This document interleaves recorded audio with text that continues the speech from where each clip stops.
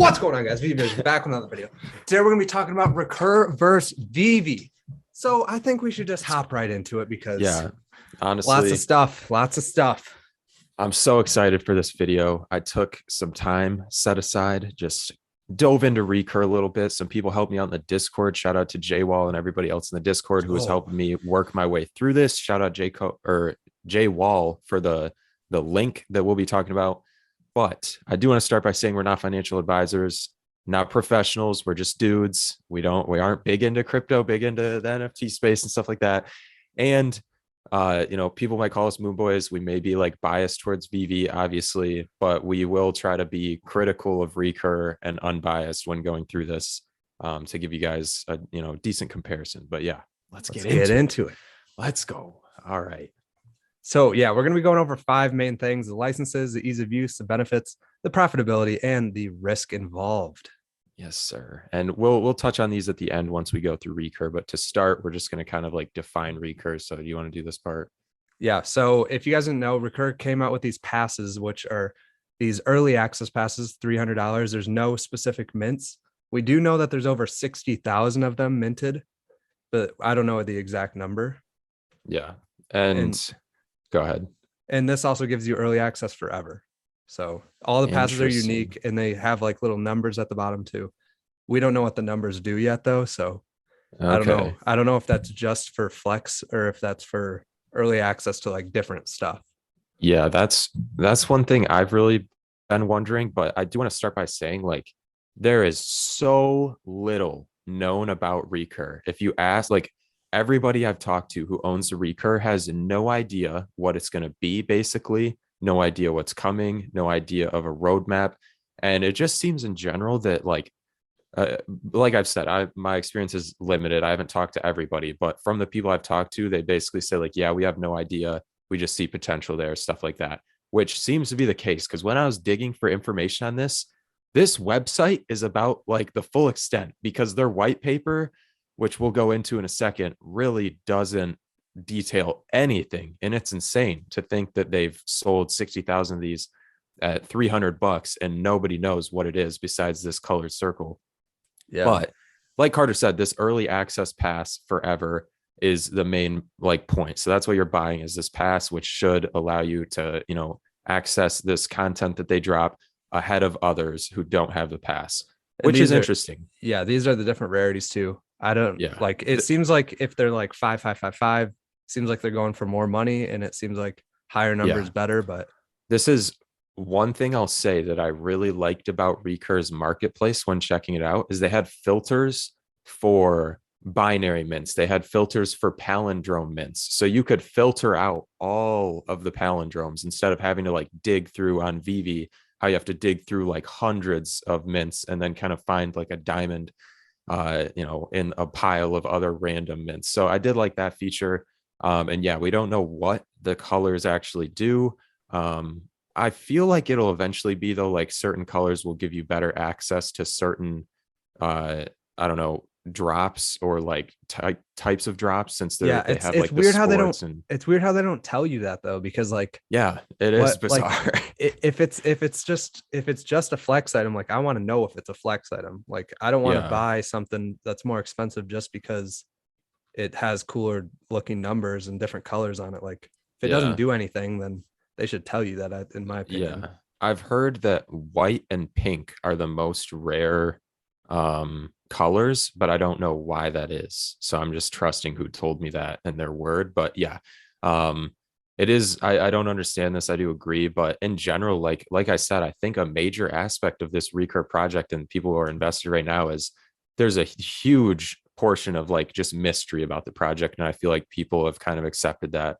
And I don't know, are looking into the future. But yeah, I don't know what's up with the mint numbers. It is interesting.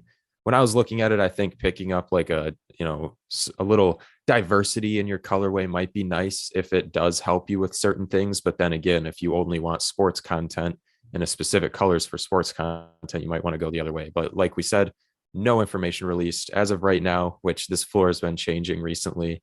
I think it was at like 500 a week ago. It went up to like 800, I think, and now it's back down just under 600.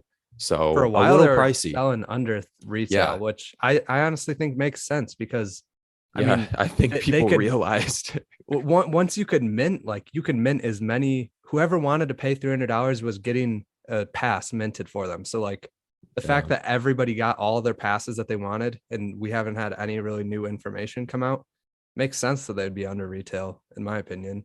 Like Yeah. there's nothing coming out that making me want to buy one. And like, Yeah, that is true. I just personally, same thing for me is just more information basically on this project because there's so little known about it that I just don't feel super comfortable investing 600 into it right now. But we'll get into that stuff like when we get into the comparison. But this is the marketplace if you want to check it out. So on their website, they kind of list this stuff and they say like, what is the Recur Pass? So only sold for that 24-hour period on December. That's all over. But just to reiterate, like what the Recur Pass is, pass holders will have early access or early beta access to some of the most coveted Recur experiences. So I don't know if everything, but it should give you access to a majority of things. You can buy as many as you want, like Carter said, but supposedly each pass should give you a one-of-one access or access to something unique to that specific pass. I don't know if the mint number will play a role in your one-of-one, like if everything you get has the same that's mint number. I think that's that I don't know what that voice my little thing yeah, was. my voice literally just gave out. I think they're saying the completely unique pass is the pass that you're getting. But Like, I think that gets you one-of-ones in the future. Like that pass grants you one-of-one access in the future. But could be. I don't yeah, know. each one will be completely unique. Yeah, but it says generative art and special properties. And But if they're that's referring special to the, properties. if Yeah, they're as in saying the one, two. generative art is the colors, I I think it guess. is. I I think, really do yeah, think it that is does because make it's sense talking now. about the recur pass. So That's crazy. Okay, that's interesting verbiage, but I mean, everybody kind of does that. The drop will happen, blah, blah. Okay, so that's what the Recur Pass is. What does it give you access to? They say that it will grant you with that early beta access to NFT experiences featuring awesome characters, top film, sports. They've partnered with what they say are the most iconic IP in the world. We will get to that. But yeah, they do have some big names in here. Hello Kitty, Nickelodeon are some of like my Paramount favorites. Pictures, I know the big one for this project, and I think this will be what helps carry Recur, but this is my subjective opinion, is the sports stuff and the college sports. I think that is kind of the major aspect of this that's grabbing a different market compared to the other NFT people, because before we just had NBA Top Shot. And I feel like this is kind of a competitor to NBA Top Shot, and we'll get into why. But yeah. So these are the licenses that they show us already, which we got Hello Kitty. Hello Kitty is the biggest one, like in yeah, there. And in then terms of obviously, revenue or whatever over the years. yeah, it seems like they're going to release the characters first, then the movies, and then the sports last. And they're because they have like a little phase one thing. So Yeah, this is the weird. We'll get into this too, but the most in-depth roadmap they provide is honestly these pictures right here. This is like the most detail they provide about what they're doing, aside from those two little, because all of this is from their website. None of this is our words. This is all straight from Recur's website or white paper. And their roadmap is literally a little chunk with these pictures on it, and it says phase one. And then there's a phase two thing that has no details disclosed. So that's interesting. But I do think that these like universities can attract a lot of attention because I know they're big into college sports. And I think that's kind of an untapped market in the NFTs right now. So I definitely, that's where I see them shining. They do have these other IPs, but I mean, we've seen Star Trek on Veve, didn't pop off, and we'll get into the products on Recur. But yeah, so this their white paper and trying to be critical, it honestly just, it's weird. It's gives me suspicious vibes. Carter and I looked through it, and their white paper is literally like a glossary or like a description of what an NFT is and like how they can be sold and stuff. And it's really bizarre because I feel like most other white papers outline like, okay, we're going to start by doing this. We're going to drop this many things. Then we're going to do this, blah, blah. And like they give a detailed roadmap of what they're actually going to do. Recur keeps it really vague, which plays into that mystery, but it's really weird. So they say their objectives are to set the stage for what an NFT is and like their history and all of that. So I think they want to be groundbreaking basically, but I mean, every project says that. Yeah. So that's something to keep in mind. But yeah, and none of these are like specific to what they're really going to do. Look at how the NFT industry works to inspire brand licensing ideas. Like, okay, I don't know. I mean, that just sounds like they're saying they're going to use licenses. So, okay. Look towards the future, enable brands and IP to make informed long-term decisions. I think that's might be tying into like experiences you can get with it or utilities that licenses might be open to doing. But once again, it just seems kind of vague and yeah, provide current up-to-date data and statistics on market share, market potential, which I would assume to be like a given with any company that they provide. It's like holders with some information based on like what prices are and all of that stuff. But I don't know, maybe I'm not looking deep enough into this. Let me know what you think about this. But this specific part, I was just like, what is this? So they then get into NFTs. And this part I thought was really interesting. They're defining different types of NFTs. And here we can see there are these defined as art. We've got crypto collectibles on OpenSea, such as the Crypto Punks. But under here, we got Veve, baby. Let's go. So they defined Veve as branded collectibles, which I think is being true to Veve. That's what Veve is for the most part. They don't seem to take into account the comics. But I mean, I think they did Veve okay with this, but they put Veve in this art category, whereas they show some for governance, some for layer 2, which Veve is also linked to this layer 2. This might have been written before that happened, but yeah. So basically, Recur explains itself as a DTC brand experience, and I had no idea what this was. Shout It out to is under people. NBA Top Shot though, because Yeah, like we were yeah, talking before, like maybe this is going to be more. It's yeah. going to be more That's like the NBA Top Shot more instead of Veve Collectibles. yeah. Because This is what I think is a key thing to keep in mind. And once again, there's so much mystery around this like project, but they list themselves as a DTC brand experience, which I didn't know what that means, but it's digital trading card brand experience. And I think this part is so important because they haven't revealed anything about their product. But if it's just a digital trading card, I think I think it's overhyped right now because some people might not even realize that it might just be like an NBA Top Shot with Rugrats and Hello Kitty and, you know, Star Trek and all these other things, because I really think that's a key factor that separates it from some of these others, because technically like a JPEG could be considered a trading card, I guess. But yeah, and we'll get into this more, but yeah, they put themselves with NBA Top Shot. And what I think is also interesting is they separate themselves from Veve, because Veve, if you think about it, we have trading cards technically. Like the thing you tap on to view the details of your collectible, it's technically a trading card in my eyes. And Veve even labels them in the opening screen. They say digital trading cards or whatever. So I think Veve can semi compete with Recur. I don't think they're in the same exact ballpark just because Veve has a completely different product as of right now and based on this digital trading card stuff. But I do think if you wanted to get technical, you could consider Veve to be a digital trading card experience and more. So some, you know, a little area of comparison, but I think that's really important to consider that Recur labels itself as a digital trading card brand experience.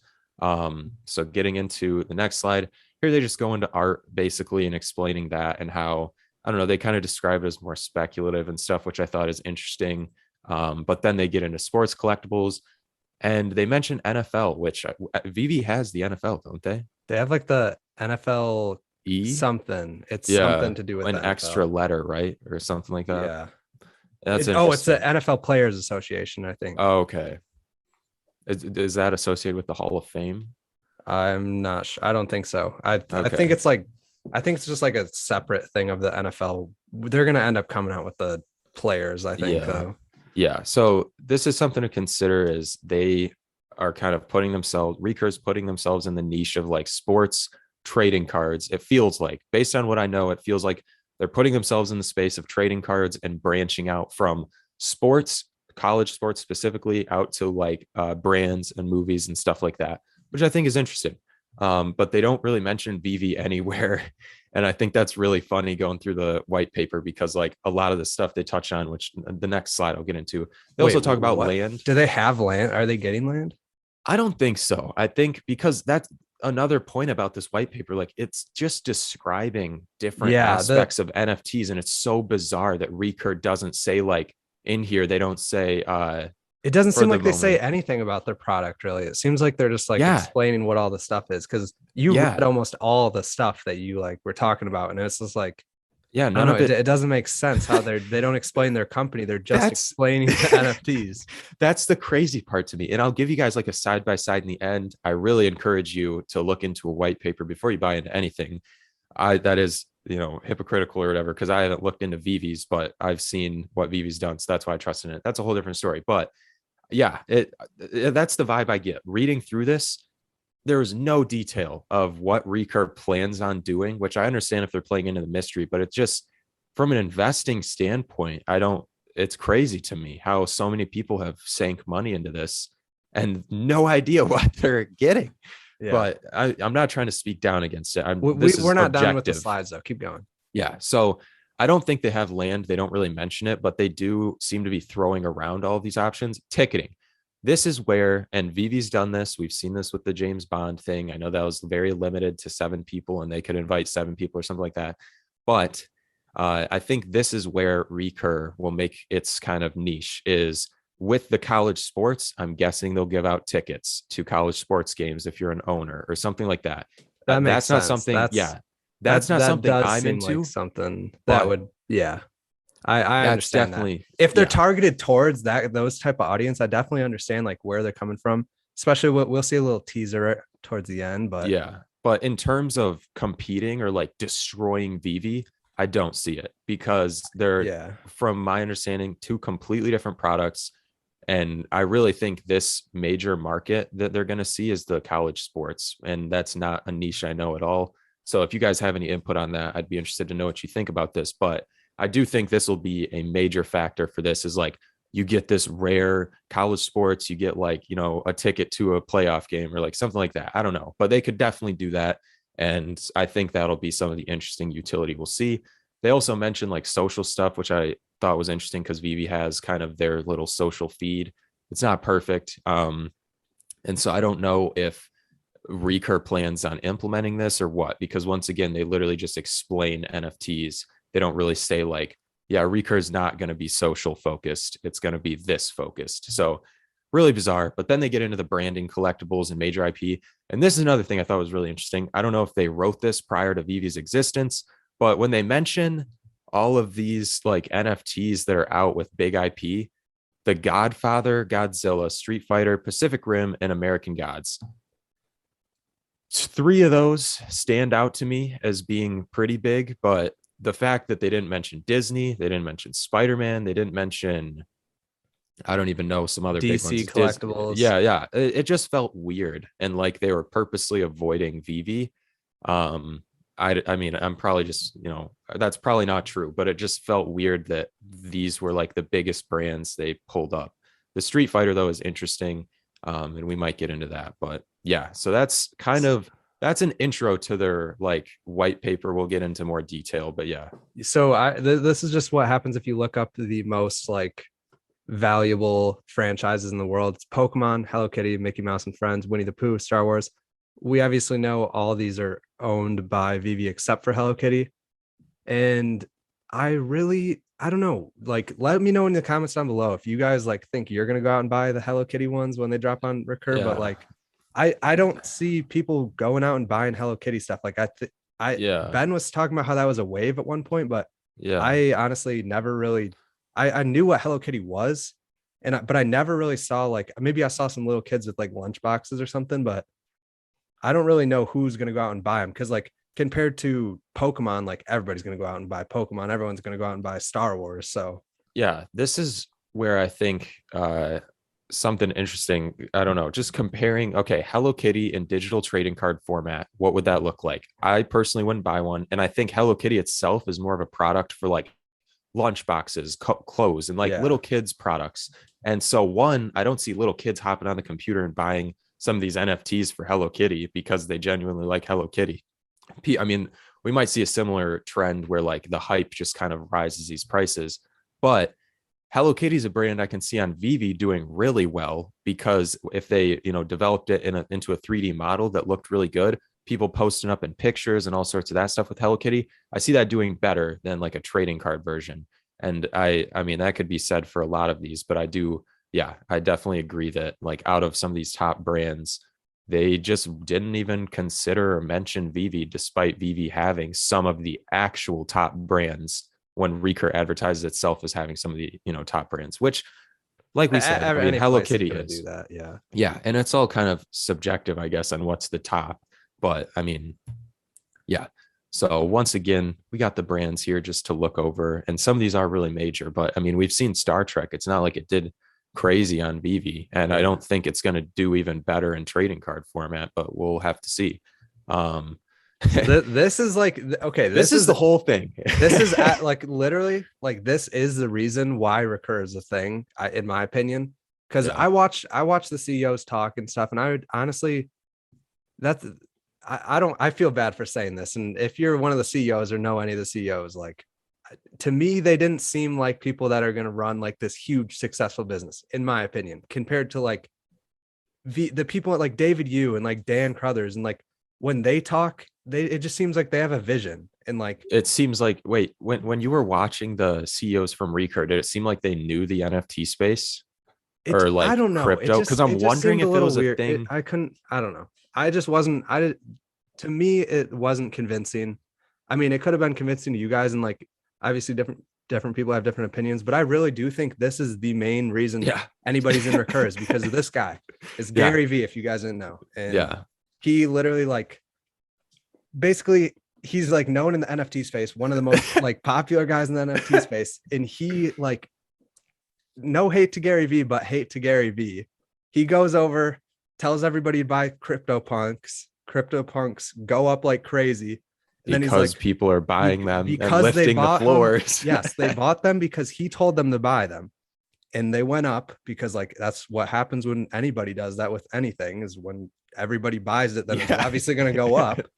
And then he goes and says, remember, and like he's talking to billionaires and millionaires like Logan Paul, Mr. Beast, like influencers and everything. And then right after that, he goes and says, okay, I'm opening my own NFT project. VeeFriends. Yeah. And then he's like, you guys need to buy this. Remember when I told you to buy Cyberpunks? Bet you wish you bought more and stuff like that. Now you guys need to buy this one because this one's going to go up like crazy and you guys are going to make so much money and all that stuff. So then they do the same thing, and the same thing's probably going to happen with this because look at this new project. It's called Recur. You guys need to spend all your money on it. Yeah. They put all their money in it, starts going up, and the same thing happens for a third time. Yeah. This is a really important point. Gary Vee is like integral to this project. His name is what carries this. That is the only thing. Like when I talk to some people, there's all that mystery around the project. And it seemed like what kind of convinced them to invest despite that mystery is basically Gary Vee's name is associated with it. It's going to blue chip. It's going to do well because Gary Vee is associated with it and like working with them or whatever, which I think is not risky because in the past his stuff has done well, but it's because of stuff like Carter was saying, from what it sounds it's like. It's just because he has a big influence. Yeah. And he knows people that rich are rich people. Yeah. And can basically like, I don't know. It's not genuine though. Like the money isn't genuine.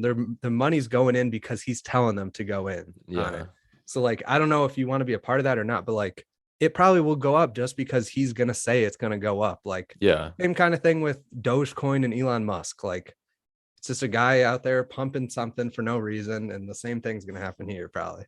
Yeah, I do think that Recur stands a chance. If they put out good college sports digital trading cards, they could be NBA Top Shot level or more. I do think that. But nobody would be invested right now if it wasn't for Gary Vee. And that's what worries me is like people just seeing Gary Vee and going, oh, he's rich. He makes good decisions. I'll follow him. And then basically everybody raising the floor up because they all believe the same thing. And I don't know. It'll be really interesting to see. Once again, we're not trying to hate on Recur, but we do think there's a really important aspect of Recur to consider as Gary Vee is literally carrying this on his back. So, yeah. They do. I mean, once again, their white paper literally just explains NFTs and stuff. It's really interesting. I feel like the white paper may have even been developed for some of the like founders or something, so they understand what they're going to be selling or something like that. Because if I don't know, I don't want to get into it too much, but basically they mentioned how assets, these NFTs, can be bought in a marketplace, owned by users, used in games, transferred, and then sold again or whatever. And so once again, Recur doesn't mention where they like what will happen with the Recur system for this. Will there be games that Recur can be linked to? Will I mean, they do touch on some of this, but the gamification aspect, I feel like they just bring it up and then they never mention like, yeah, Recur is working with these games or trying to do this in the gaming like sector. So I do think there's potential, like NBA, if the next NBA game comes out and like you can unlock college players or college teams or something in the NBA game by owning this, I think it could do crazy, but they just don't mention it. There's no details. And so that's still kind of an area of hesitation in my eyes. But this is one major thing of Recur that seems to hold it together for some people that I've talked to. And for me, I think this could be the major factor. But Recur is saying that they'll be the first ever chain agnostic platform allowing their NFTs to be interoperable, which basically means their NFTs, like in Veve, how we're trying to get ours on Immutable X and ultimately to OpenSea. And ultimately, Veve is trying to reach the same platform, I think. I would hope so, because this is going to be the best platform to have. Is you can transfer your NFT anywhere, you can use it in any metaverse, you can sell it in any marketplace. And so this, I think, is what Recur is really helping Recur, besides like Gary Vee, basically, Wait, in the brands. the bottom says VR and AR have tens of thousands of I 3D yeah, models. yeah, yeah. I just want, because this is another thing. Like, they're explaining NFTs. I do want to say, so this chain agnostic thing is basically they are saying that these Recur NFTs will be able to go to any marketplace, sold anywhere, used anywhere, or held anywhere. I'm pretty sure that's basically what the chain agnostic part means. If I'm wrong, correct me in the comments. But yeah, I do think that's a really important part. I'll get to the VRAR, but they also mention these unlockable permission-based experiences. This relates to the tickets. I think this is another factor that is really important to Recur and will be like integral in its success, is unlocking experiences. So owning this will give you a ticket to a game. For this, you can see the player you own an NFT of or something like that. Or you get movie tickets to a showing of Ferris Bueller's Day Off or something like that. I don't know, Yeah. but these are going to be key. Just like utility is key to any project, I think it's going to be these permission or unlockable permission-based experiences and this chain agnostic feature that makes Recur stand out as a product, aside from not considering Gary Vee and all of the hype around that and the brands. I think these two aspects are going to be what brings it its major value and helps determine if it retains value and stuff. But like I said, they go through all these NFTs, they just explain things, and they mention VR and AR have tens of thousands of 3D models.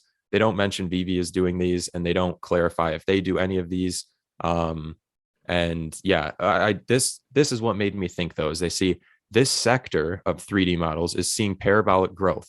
Veve, don't mention Veve at all, but that's literally, I mean, who else is doing these 3D models and selling out in half a second and stuff? So I really think they're basically indirectly referencing Veve here. And they say, which is a trend that will likely continue. So this makes me think that maybe They're bullish on Veve. thinking about Veve going yeah. Yeah, even Recur, even a competitor is bullish on Veve. This makes me think, though, that Recur will branch into that sector eventually, if they're not even already planning on it. And this is when I think they'll start to compete or become more of a competitor with Veve, is when they have more similar products. But if they remain relatively 2D with a trading card, I don't think they'll be the most comparable projects. And I think they'll have different markets and kind of niches. But, once again, we're just dudes. But yeah, I think that's something interesting to point out. They also mention music, stock photos, domain names, images. And I think they're just saying like what NFTs can be, basically. And so I'm wondering if maybe they'll turn some like historic blog or newspaper article about some college sports maybe into an NFT that they sell. I don't know. I'm just wondering, because they mention all this stuff, but they don't say what Recur is going to do for it. And so, just speculation, maybe they're planning on branching out into these different fields of NFTs under the Recur name, but it's really hard to tell because they don't detail anything. Like literally look through the white paper for yourself. Correct me if I'm wrong. There aren't details easily accessible for this project at all. And it's insane, but they get into their marketplace, how there's general, which are open. So there's open and curated. Open, anybody can list. OpenSea, you can make your own project and list it. Where another thing where Veve's left out, surprisingly, because Veve would be considered a curated brand experience right up there with Recur and NBA Top Shot, but they don't put them there, which is interesting to me. Yeah. It really feels like they're just blind eyeing Veve because they know that Veve can outcompete them. They know Veve's better than them. Yeah. At least right now. That's what I think is really interesting. Like there's so many of these little like points where I'm reading through and I'm like, hey, Veve has a bigger brand than that. Or hey, Veve does this that Recur advertised themselves as. So I think that's really interesting. But yeah, curated just means like they've been selected or you have to like apply, which is the same process with Veve. And Veve is a brand experience. In addition, not as much of a general. Really, Veve should be in the category that Recur puts itself in. And it's so interesting how they're left out. But yeah, so I thought that was another really interesting part. They explain things. Oh, this is what they say, that Recur is unique because it's a bespoke marketplace, which Recur develops white labeled branded experiences that allow those brands to control the narrative and storytelling to their fans. I don't know what that means. I don't know what that means. If anybody in the comments knows what that means, please let me know, because this is something that confused me, because it seems like they're trying to make themselves stand out, but I don't really, it just seems like they're making something out of nothing almost. And it's the first of its kind to allow NFTs to be chain agnostic, which that part I do think is important. But this weird part where it's like, I don't know, this whole first sentence, I don't know what that means. If you guys know, please let me know in the comments down below. I do want to learn more about this. We're not just trying to poo on Recur, like we're trying to just be critical like we would of anything. But yeah, coming back, that's it. Towards the ending, we got the 5 main things we were originally talking about. So for the licenses, it looks like Veve's going to take it because Veve has every good license, like pretty much any license that you'd actually go out and buy something for, they have. Yeah, if Recur, I mean, college sports, I think is going to be Recur's like their best thing, because that's what's unique to them. I think Teenage Mutant Ninja Turtles can do well and stuff, but in general, and this relates to, I guess we're picking one for it. Who wins for I'm going Veve just because I do think Recur could improve. I think they have a slightly different market, but I think the licenses as of right now, Veve's winning. And the fact that they weren't even mentioned in the white paper is kind of like, dang, I see how it is, Gary V. Won't even talk about Veve because that non-disclosure agreement or whatever. Yeah, I wonder if Gary V actually like has a say in the stuff, or if he's literally just gonna market it. Public, yeah. For a second, we have ease of use. I think Veve's gonna take it because Recur doesn't tell us anything. Like, yeah, and ease of use, I do think Recur is relatively easy to buy compared to other NFT projects, because I think you can link a credit card for Recur, which is helpful. So I would say they're equal. True. If you can do that. If you can't do that, because I haven't bought one, so I don't know. But they list the floor price in dollars, which makes me think you can buy it in US dollars rather than like ETH. I think you can buy it in multiple, but I think you can link a credit card. If you can, I would say equal ease of use. If not, I would say Veve takes the cake. But even then, Veve is very simple on the mobile device or whatever. So for 3, we got benefits. I mean, Veve has a master collectors program, and it seems like Recur is going to have more like ticketed things, like you can maybe get into the stadium experiences. Veve though knows that's where they need to head towards. If they don't realize that, that's gonna be. Well, I think the master collectors program is gonna be that. So Veve needs more than that though, because like that master collector program is not gonna compete. If you can get free tickets to a game or free tickets to a movie, getting some master collector points that help you enter a raffle to possibly have a better chance. It's not at just buying a drop early. Yeah, I know there's other stuff, but the raffle is like the one thing that sticks out to me as being like, okay, this is something you get that can actually benefit you compared, because what's another factor of the MCP program that you think is like, I'm thinking it's going to be kind of like Fortnite, like you get skins and you get, you get like tokens and stuff like that. Yeah, I think if it's and a huge flex. It's literally going to be a huge flex. Like everybody's going to be competing against each other. I still think though, airdrops, unlockable experiences Yeah. are definitely the way to go. I think that's going to take the cake over MCP, but I do think MCP is a benefit of Veve. But I think the main thing for Recur is going to be those unlockable experiences, getting tickets, something like that. And so I would say they're relatively equal. We haven't seen anything from Recur, so we don't know. But if Recur does the thing where you get, you know, a free tickets to a game for ownership or something, I would consider it equal to Veve, since Vive's given away the 007 tickets. They've done the what? Oh, am I blanking on the other thing? I don't know. They Done give Disney Plus airdrops. out to everybody. Yeah, Disney Plus. Yeah, that was a big one. They gave they've given like a couple little airdrop type things out. Yeah. For profitability, we got, I don't know. That's like where it's a hard one, because like, this is kind of profitability and risk, because Recur is like way riskier than Veve, because I mean, we don't even know what it is. Yeah. And Veve has everything. Like at this point, I don't even think Veve is risky. Yeah, I would, yeah. Vive's definitely low risk for me, just because the like IP they've had, we've seen prices like jump up in the past, and kind of, I don't know, we have a sense of how the market works in Veve. Like you said, with Recur, we have no idea.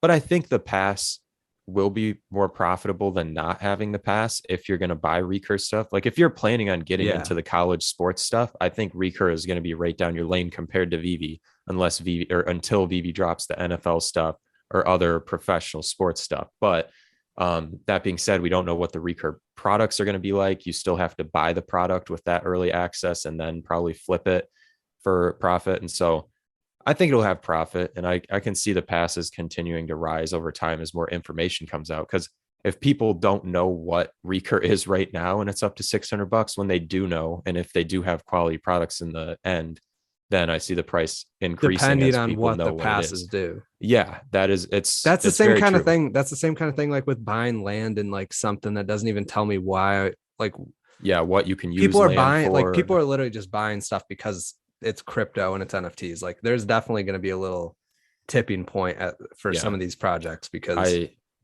people are buying stuff that they don't know what it is. And that's like at the point, like that's like the .com bubble. Like, yeah. So shout out to Randy Chavez, because he explains that well when he explains like in a bear market, all these other projects that are oversaturated in portrait projects, he sees dipping low, and he sees Veve not dipping as low during the bear market and kind of rising faster than those projects, and also not dying out like these oversaturated projects. Not that Recur is one of those, but yeah, I know we got on a tangent, but that's definitely some things to consider for the profitability. Risk. What are you thinking? We kind of just had the same thing. I guess I would say Recur is all mystery. If Recur is all Gary V. Yeah, it's all. It really is mysterious Gary V magic. Another project could come out like tomorrow that we have no clue about, and that he's tied to. Just goes and calls everybody, guys, buy this right now. Well, yeah, that too. But I was thinking like I don't think Recur is like exclusive IPs, just like I don't think Veve's exclusive either. Like I think a lot of these companies are gonna end up getting the IPs for all the stuff. But yeah, honestly, I mean, another project could come out of nowhere and take the cake over Recur, just because they might actually have like a marketplace they can just put out. Because how long is it going to take till Recur does it? Like they got to put their stuff out here soon before other projects hop on, because they can't do this forever. People aren't going to hold those passes like for years. So we have to see what happens with it, though. It is really a sit and wait kind of thing with Recur, and it'll be. I'm very interested to see where it goes, just because we know nothing about this. Much. Like it's literally an early access pass to what? Like so I mean, the final thoughts, we're already talking about them, but I mean that's the same. Like I don't know what I think Veve is just way safer right now. If you're like deciding between, like, if you have $600, you're thinking about buying a Recur pass or throwing it in Veve, I would throw it in Veve, because Veve is like a certain thing, and it's got all the popular brands that we already like know, and like we know what it is. Compared to Recur, it could come out tomorrow, and everyone's like, oh, this is why I bought the pass. Like that kind of sucks. Like I wish I never bought the pass now, and then the passes could tank. Or could come out tomorrow and there's some sweet animated thing. You get early access to a bunch of stuff. They could go up. So, I mean, yeah, I think, it's definitely riskier though. yeah, if you're looking for like high risk, possibly high reward, and like willing to throw away those like $600 to buy that pass, I don't think it's bad. And I still think in terms of the sports market with the trading cards, I think it has potential there. That's where I think it has most potential. But Yeah. compete, like if you have a Rugrats trading card versus a Rugrats 3D NFT you can pull up an AR and take pictures with and put in a virtual showroom and walk around, compared to a trading card, which I'm guessing you can look at on your computer and maybe view a 3D version of it, which we'll get into. I just think Veve is going to win. And Recur also seems to be in the stages of Veve, like before Veve dropped. It would be like, you know, Veve putting out its white paper, having like zero information about what it's going to do, mentioning Disney and all these other brands and saying like, I don't know. It's just, Yeah, I we definitely should think look at a Vive's little safer. teaser. Let's get this. So you guys have an idea of where is it? Right here. So this is a leak of the first Oh, coming to you in NFTU March. NFT. Yeah. So we have a So date. I think it's March Madness. This is for basketball. And so this will be, I don't know if it'll be for one of those like 3 universities, but let's just view this. You can't hear sound, can you? No. Okay. So this is it. So yeah, it seems like it's going to be a trading card. Yeah, this really, when they outline themselves as a digital trading card brand experience, this matches up with that. And I think this is where some people who are invested might be kind of deceived, is thinking like, oh, these could be like next level, like NFTs or something. I really thought they were going to be like Veve Yeah, Collectibles. I thought they were going to be 3D too. But this, it's 3D, but it's 3D pieces of 2D paper, Yeah. basically, like on top of each other. Depending so it really, on what it looks like. It probably will look 3D and it'll probably like yeah, move or something and you can see like the detail, but I yeah, still would rather have a 3D collectible because that's like that's what people are going to want when they start buying NFTs. Like they're going to want the 3D thing where you can literally have a physical version of it. Like I would way rather have a version of some NBA player like dunking or something. You can like scroll like around him, just like a Veve collectible. That would be sweet. That's like something I would like. They could. Yeah, we'll have to wait and see. Hopefully you like set these down or something. The collectible comes up and it's like a real thing. That would be way cooler. But that's what I'm curious about, because if it's just this format, I think they can outcompete NBA Top Shot, especially if they get more sports brands. But just I don't see them competing with Veve if it's this format, especially if you can't view it in any form of 3D. Like if you can't open a space like this where you have free roam and you can view all sides of it and stuff, I don't really consider it 3D if you can't view it in a 3D space and you're limited to a 2D like view on your laptop or whatever. Like, I don't know. So I'm really interested to see, because once again, this is super vague too. It's like a outline of a player basically in this 3D card setup. So they might even not look like this. They might be better. They might be worse. We have no idea, but that's a leak we figured we should share with you just because very interesting, gives some more information into a very mysterious realm of Recur. Shout out to Jay Waldo for that link. But yeah, here's the marketplace. It's gone down $1 since we started talking about it. Oh, it's tanking. It's absolutely tanking. I will say, no, we'll save that. Maybe do it in another video. But unless you have anything else, I just wanted to show you guys. I highly recommend you check out the white paper. Please look at the white paper for Recur and Veve. Here's Veve's. First off, Recur, to get their white paper, it's like locked for some reason. You have to like give your name and email and all of this unnecessary information just to be emailed a copy of their white paper, which first red flag for me. Why wouldn't you make your roadmap publicly available to people? That's suspicious to me. That is suspicious. I'm not trying to hate on them, but objectively, that's just weird. Like, that's why like would the I have one to go thing through you that have extra access step? to. That's like the one thing in any crypto project is the white paper. Everybody knows. Yeah. So if like I think even I can't get there, but on Recur's website, you can't even like find the white paper thing. You have to specifically type up like Recur white paper and it takes you to this weird screen. And then you from there you enter like your name, and maybe even phone number and email or something. It was weird though. And then I got the email and it was just the file. And I was like, what was that for? It didn't make sense. Whereas if you go to Omi right here, it's like literally right at the top, right there, white paper, you click it, you get the white paper, it downloads immediately, no issues, which I think is how it should be done. The white paper is like, I'm not big into NFTs, but I know that's like the one thing you should look over before investing into something.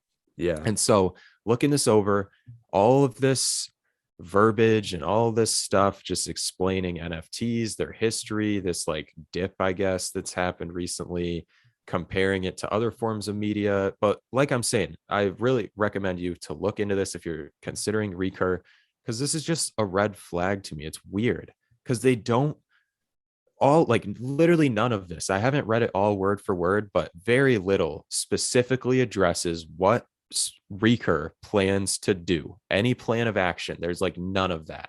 There's the chain agnostic thing, and then there's the token experiences, which they don't even directly say Recur will do. They just mention those, and it's just weird.